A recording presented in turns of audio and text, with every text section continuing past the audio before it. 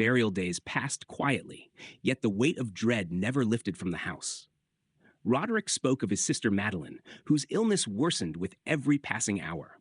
One evening, she fell into a faint, death-like state, and Roderick feared the worst.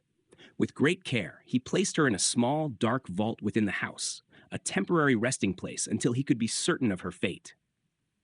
The house grew darker, and the shadows stretched and twisted unnaturally along the walls and ceilings.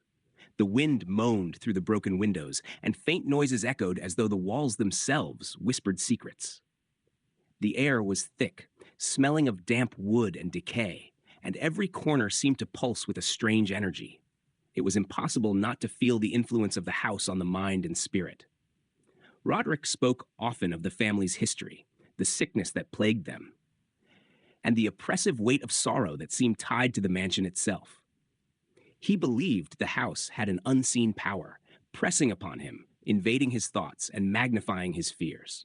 Each day, the silence grew heavier, broken only by distant echoes of the wind, the shifting of the house, and faint, unexplainable sounds that seemed to come from nowhere.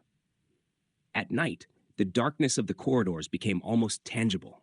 Shadows danced on the walls as candlelight flickered, creating grotesque and fleeting figures that disappeared when directly observed.